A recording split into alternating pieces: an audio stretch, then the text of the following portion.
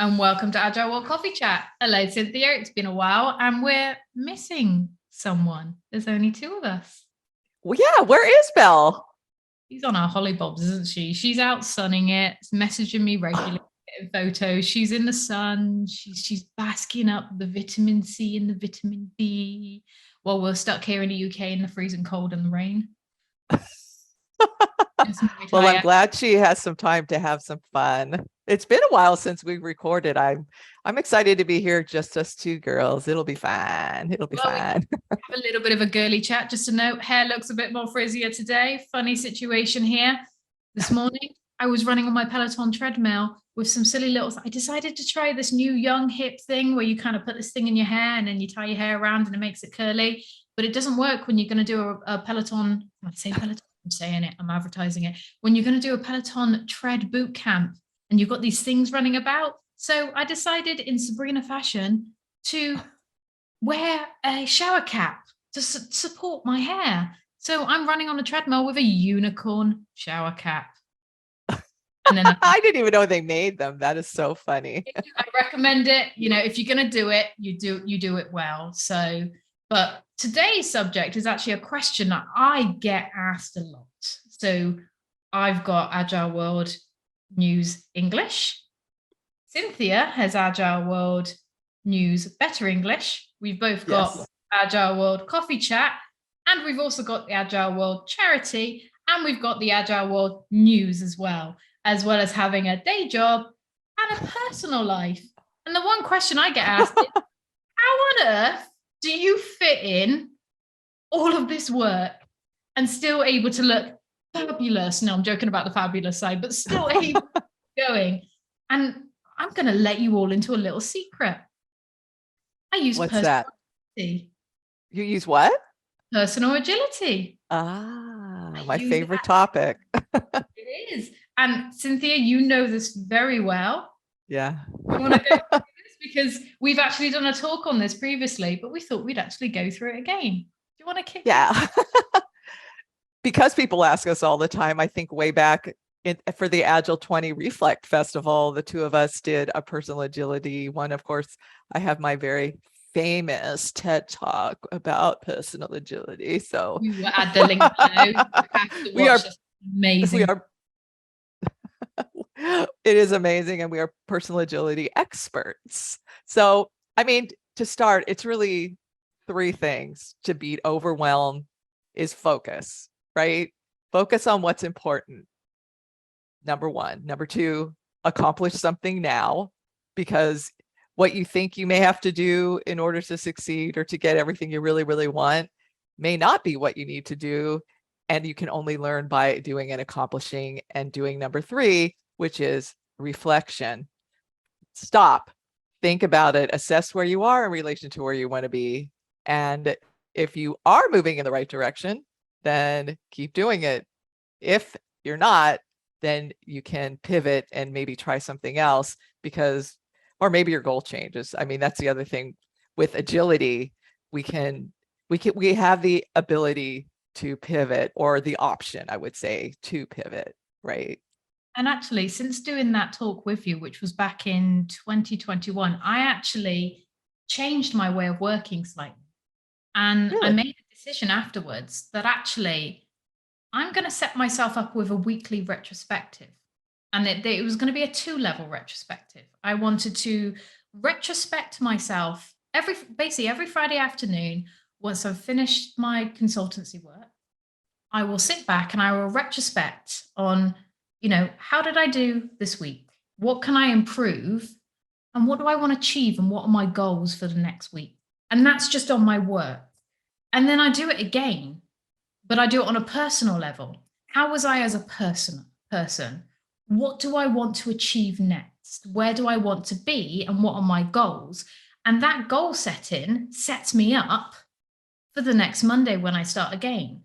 And the one benefit I also found since doing that every Friday was, one, it allowed me to leave my office on a Friday in a more relaxed state. I felt like my mind was a bit cleaner.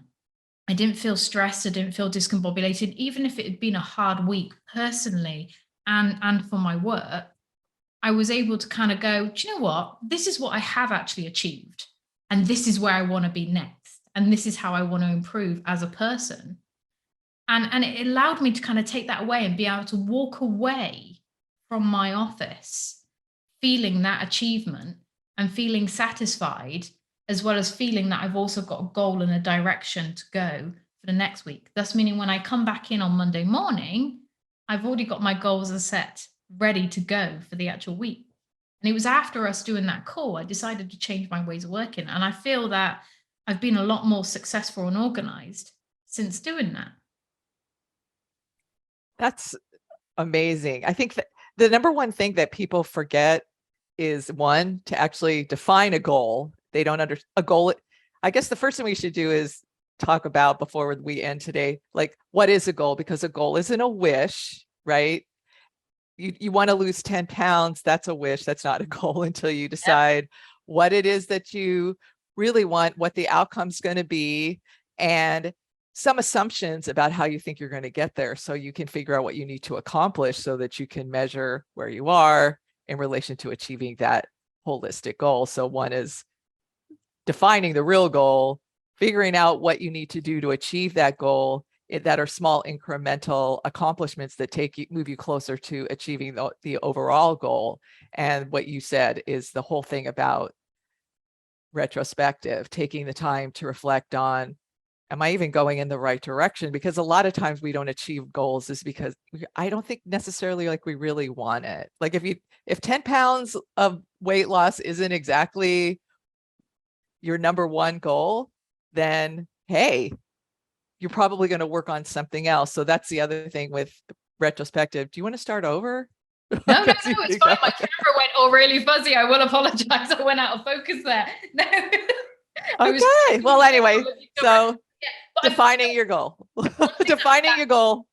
Yeah. Figuring out what you need to do to achieve the goal, and creating some kind of action plan that's in priority, right? Like, what do I need to do? If you're only doing 1 week, what we time boxes or sprints, that's the other thing, time box. It gets, put the other stuff on the back burner if it's not something that you need to get done this week, and then get something done, and then look and see where you are.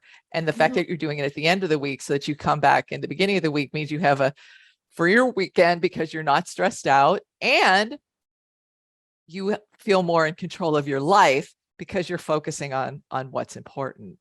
And right? You know, one big key, one massive change that I made that I felt more satisfied by was making them realistic. And exactly the same as you gave the example of, I want to lose 10 pounds, or I want to lose a stone. You're not going to lose a stone in a week. You're not going to lose 10 pounds in a week. But actually, you can set yourself realistic goals to go, I'm going to exercise for 5 days this week instead of exercise 3 days. I'm going to do more classes. The same when you're trying to do the same with your work. Make them achievable and realistic. Don't turn around and say that I am going to take over the world within a week, because you are not going to take over the world in a week. You're not going to take over the world in a year. You'll be lucky if you take over the world within your lifetime, but make them realistic. I'm trying my best. Make it realistic, because you're more likely to achieve it. Think big, but in small increments. Same as incremental or iterative or iterations. Try a sketch. That's the other thing I think people don't understand, is the concept of defining a goal, what you want, why you want it, visualizing that outcome. We've all heard thoughts become things. Well, that's 100% true. And we're just helping with personal agility, helps you take the action that you need to achieve your goals. But first you have to think it, visualize it, and come up with those incremental accomplishments, right? Which you say are your weekly goals, right? So it's the same thing. And then what do I need to do? Like, if you want to sell your house isn't going to be sold in a week, but in the next week I can find myself or do you call them real estate agents or realtors in the UK? Estate agents, yeah, similar, estate agents. Yeah, you get your estate agent. What do I have to do to fix my house up to make it sale ready? So maybe I find some contractors, whatever it is. you can, whatever you think you need to do here to hit your goal of selling it, whatever the sale date. If I want to be out in the next 3 months, by the end of the quarter, I want to sell my house, then what do I have to do? You almost can work backwards, but you can also make some decisions. And then as you get to the end of that week, the end of each, what we call a sprint, and do the reflection, maybe it's not that important to do something. I have a friend who's trying to sell their house, and they found out they have, do you have double pane windows in the UK where they sometimes the gas comes in and then they're cloudy? She has 10 cloudy windows. And my husband and I are like, just put the house up. That is something that you don't have to, that's how you get your priority, right? To achieve the goal, all the accomplishments. Yeah, maybe you do have to fix the windows to close on the house, but you don't have to fix the windows to get an offer kind of on the house. And that's the kind of trade-offs that you make every week with yourself so that you can feel in control and accomplish what you need to accomplish on time, right? And you're constantly making those trade-offs. In Agile, we call that the minimum. What's the minimum viable? What do I need to get done this week, right? Yeah. Huh? Well, set up milestones. If it's something big that you want to achieve, set yourself milestones, little goals. And I love how you say make it trackable as well, because people sometimes think, well, hang on a minute, how do I track my progress within my personal life? How do you track it? Everyone understands how to track their progress when it comes to our days in work. But when it comes to personal life, it completely goes out the window. But actually, there are different ways that you can kind of track your progress. And it really helps to keep you motivated. So when it comes to weight loss or selling your house, being able to say, look, I've got these milestones I want to hit, and being able to track your progress on that, it really gives you a good sense of achievement, especially when it comes to those dark moments where you feel that you're not getting anywhere. Like I'll use weight loss as an example, because this is a common thing that everyone experiences, where you want to lose a certain amount of weight and you'll work really, really, really hard in the gym, and you'll be exercising a lot, you'll be eating a lot. And there's always at some point where you will physically plateau, where 1 minute you will start losing loads of weight, and then you will plateau while your body's just kind of getting used to your new routine. But by now, to see those milestones and track those changes that you've made, when you do plateau, it still gives you that motivation to keep going. And it's the same with any goal that you've got in your personal life. Sometimes things will plateau. Sometimes things will feel tedious. Sometimes you will feel that the overending arching goal that you're trying to get to sometimes is a bit too far away. So being able to track it and look back and see your achievements will motivate you. And that's what we do in our personal life, isn't it? Yeah, I think another way to explain it is most people think goal achievement is a zero-sum game. Like either you've quit smoking or you haven't quit smoking. Either you gained 10 pounds or you did it, or you're losing 10 pounds or whatever. It's that end point, whatever it is. And really, as they say, life is a journey and Agile is continuous improvement. So by defining the goal, the actual outcome, if you're not there, that doesn't mean it's a zero, because you're accomplishing intermediate goals along the way, and you are celebrating those achievements, right? And you are actually evaluating where you are in relation to where you want to be. And it is not zero sum. It is either you're percent complete, or I wanted to do 10 things to get here and I'm 8 things there. Because I think people stop achieving their goals because they're not at the end game, and they didn't even realize how far they came from where they started. So I really think another thing when it comes to keeping yourself motivated is to look where you were when you first decided you want to do this and how far you come. And then maybe to get to where you really, really want to be isn't as far anymore, and then only focus on those next things to keep yourself from getting overwhelmed or sad or whatever. That's how you can do a little bit on a lot of different goals, right? How we work on multiple projects, because we don't have to get it all done by the end of the week. We just have to get a certain amount done, which will move the needle to get us closer to where we want to be overall. And I think that is the difference. People who think this way, celebrate their intermediate accomplishments, are much happier in their life, right? And then they can take the time to assess if going all the way may not be what they really want. Maybe 8 pounds gets you in that dress, you're fine, whatever. Here's a quick question I bet our viewers will want answering is, firstly, is there any tools that you would use personally to track, to even start this off? Is there any particular tools that you would use? Is it just a single, I know some people just use just Post-it notes on the door. I mean, if I could flip my camera over now, if you can quickly see, ooh, ta-da! People can sometimes track their progress. Is there any tools that you would personally use or you would recommend? Well, I mean, I work with a lot of clients who are not software development, like executives. It's very important with executive coaching because sometimes I work with a coach who tells them business wise how they need to behave differently. And some of that is really outside of their comfort zone. So then they work with me to help them with personal agility to figure out what those goals are and the accomplishments or whatever they think they need to do that's going to move them closer to whatever their business coach or whatever said that they needed to do. And we do it in whatever tool they're using. I mean, people use all sorts of tools now. They use Notion, they use ClickUp, they use Trello, they use, maybe they're in software, they already have a version of Jira that they could just start a personal project on. But I do think listing kind of like each state, if you have each goal and then under that goal, and I think Jira has something like they call like story mapping where you have the high level epic. So if you think of an epic as your goal, all the accomplishments that you need to achieve those goals, you prioritize them, right? And then if you just take those things and put them into a weekly sprint board or some kind of board and constantly assess that it's moving, look at it every morning. I helped a girl graduate college who put, just like you have those on your door, she put the sticky notes on her window because she had so much to do in the last quarter that she was freaking out. And then she realized, like, if I just only think about what I need to do this week, it's much easier. So she would really literally wake up, look at the window and go, oh, that's all I need to do this week. I'm okay. So this puts the stress behind her. I used to have lots of little Kanban boards. So that's it.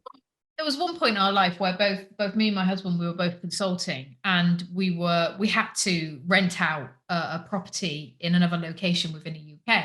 So that doubles up on bills, food shopping, services. It doubles it up when you've got one property in one location and another property in another. And I used to have 2 sets of Kanban boards on the fridge at the time.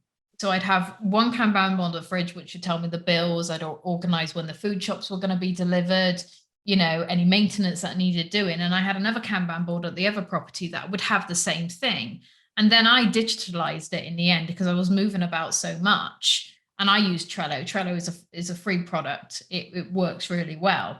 And that we then also expanded for our DIY projects. The property we're currently in, we've been renovating for a number of years now. So to be able to manage that, 9 times out of 10, I'm a product owner for this. I'm the one that's doing all the designing. I'm also the one that does the scope creep as well. I'm like the worst product ever. Priority. And, if you've ever seen any other videos where I don't have a background and I've got the light up wings, that was a massive scope creep that I did last minute to my husband and said, I've decided I want fairy wings in the background. So, but it helps us manage it as well as manage our finances for those projects. So there are some good online tools that you can use for free, but sometimes just a simple set of Post-it notes on your fridge, or like Cynthia just described, on your window, on your door, on a wall. Recommend super sticky Post-it notes for those, just so you can visualize it. And can we just talk a little bit about how it benefits you on your mental health? Because and then we probably should figure out how we're going to wrap this puppy up. But I do think the benefits of getting your life under control and feeling like you're accomplishing something is amazing, really. Taking that information out from your brain where it's discombobulated and rolling around your head, putting it down on Post-it notes or whatever, being able to prioritize it and set your direction, your goal is absolutely amazing. The amount of relief it gives you, we should be charging for this. We should be charging. We do, honey, but yeah. But I think also once you start thinking this way, anytime somebody wants you to do something or asks you to do something, I'm constantly reprioritizing what I think I need to do in my head. So you're always aware of what's important to me, to what I need to get done to advance holistically my life, myself.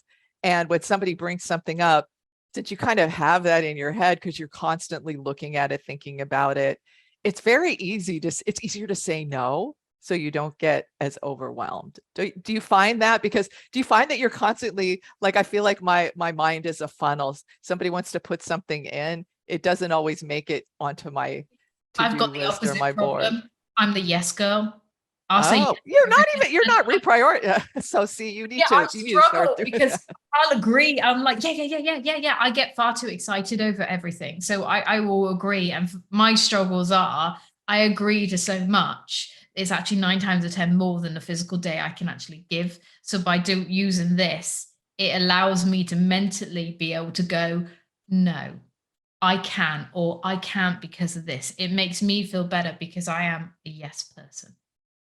And Right, that, especially if you're a yes person and constantly overwhelmed. And I was always I want to person. I wasn't get to yes was harder for me, but now I really do know when somebody says something in my head, it's like, what am I doing this week? Okay, how does that relate? We're basically you are, and we'll talk about product ownership and stuff in another the thing. Like you're next the one. product owner of you. You are the product owner of you. Coming to you very soon. Thank you very much, Cynthia. Thank you, Sabrina. It's been a pleasure.